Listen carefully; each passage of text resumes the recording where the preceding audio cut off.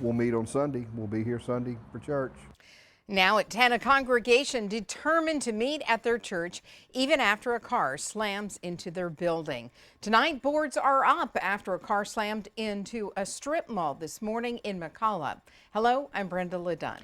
And I'm Ariel Bailey. The car crashed into Riverside Episcopal Church, a recently planted church. ABC 3340's Megan Scarano is on this story tonight, and Megan, crews were hard at work today to get that building boarded up. Muriel, just hours ago, a car smashed through this church, and now after hours of work, it's all boarded up in hopes of not missing a Sunday morning service. I was up at the hair salon getting my hair done, and I had a gym member text me, and they said, hey, the shopping center was just hit, come down here. When Brittany McCombs got up this morning, she was not expecting this to happen. Just 2 doors down from her shop, she's run for nearly a decade. God's hedge of protection was over everybody. It could have been really bad. I know that the church mentioned that they do a small group on Thursdays, and that's usually in the morning. So, had this happened on a Thursday, it could have been worse.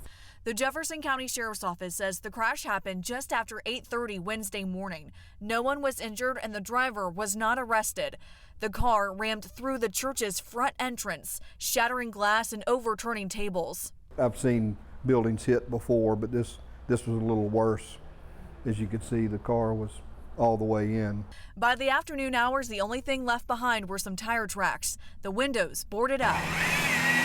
We're going to have to do some work, some more cleanup, obviously replace the storefront.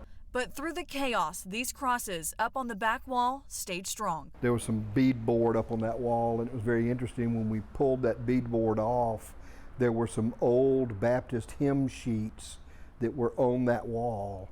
So we were intrigued that God was here before we were. The church had just moved in earlier this year. Elliott says this small but mighty congregation was determined to not miss a Sunday service in their new home. We'll meet on Sunday. We'll be here Sunday for church. We want to worship where in our space. We talked about meeting somewhere else, but we decided we would show that we're here. We're still here. The church will meet here on Sunday just like every other week, and we are still learning to find out what led the driver to crash into this building. Live in McCalla, Megan Scarano, ABC 3340 News.